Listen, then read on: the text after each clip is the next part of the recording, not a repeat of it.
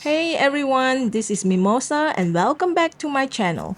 Today I am painting a fiery red poppy flower in watercolor. It's simple, loose and relaxing.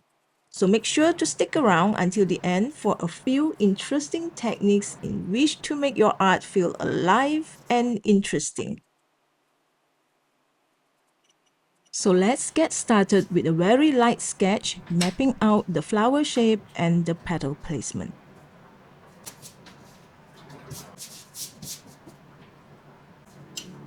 I'm going to do this part by part. First, I will pre-wet the first outer petal on the left. I lightly splay the belly of the bristles on the palette in a pre-mixed red to paint lines and crinkles in the petal.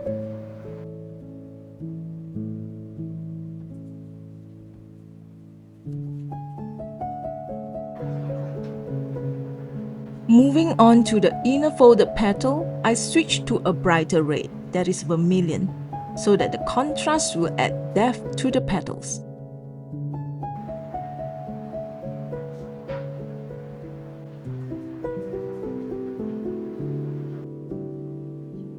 At the base where the flower connects, I mix rose madder with a touch of violet.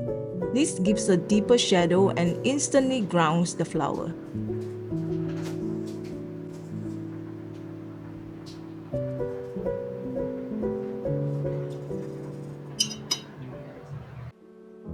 Now I'm gently lifting the red along the edges of the petal with a clean damp brush. This lifting technique softens transitions and helps suggest thin, delicate petal edges.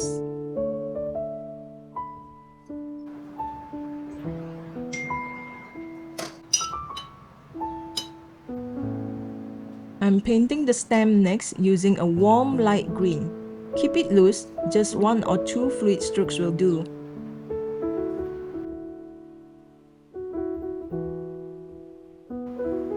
Okay, let's move to the right outer petal.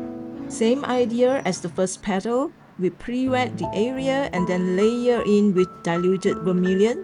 Start light and then you can always deepen it later. Let it blend slightly into the first petal so they feel connected. I'm going back to the first petal and re-wet parts of it to layer in more pigment to define the curves and also the shapes.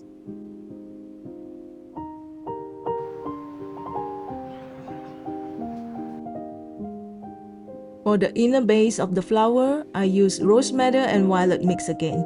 And then I gently pull the color outward with the tip of my brush to create a rounded form. And the center seed pod area, I start with lemon yellow and then I add a bit of green at the base. While it is still damp, I draw fine violet lines radiating outward and add tiny dots at the tips. This gives the structure of stamens without needing too much detail. Okay, now it's time for the background. I'm mixing viridian with indigo to get a deep, rich green. Using a larger brush, I paint around the flower, letting it stay loose.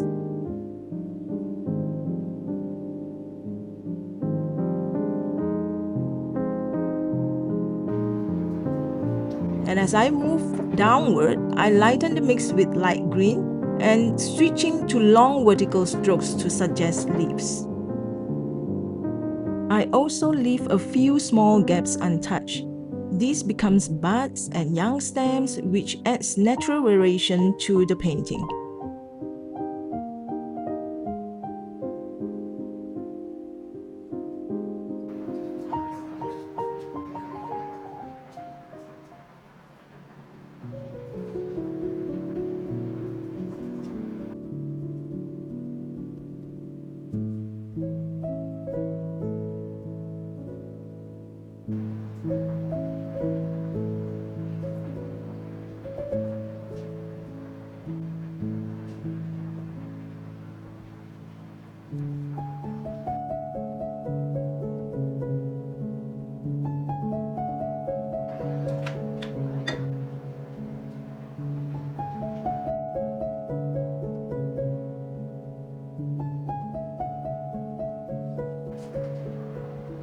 To soften things further, I use the lifting technique again in the background. I'm pulling out faint shapes of leaves and stems without drawing any details.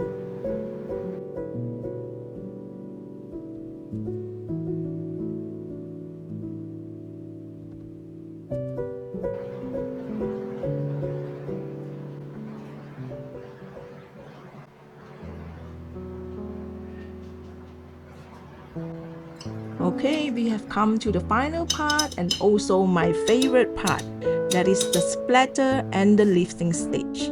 This is where I look forward to working on the background because I can completely change the atmosphere of the painting. Just make sure your brush is rinsed in clean water before splattering it on the paper. Blot out the water only after a few seconds after the splatter. It is a small step, but it really transformed the mood into something loose and almost magical.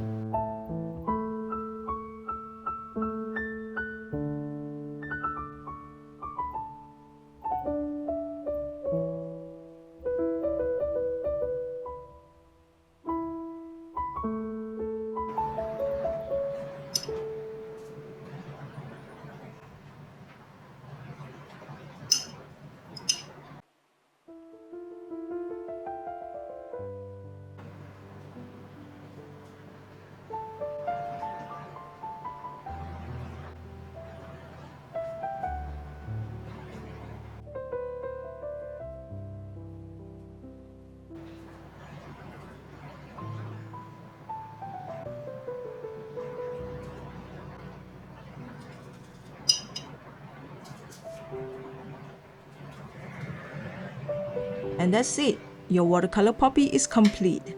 Hope you enjoyed the session, and if you did, feel free to like and subscribe for more painting tutorials.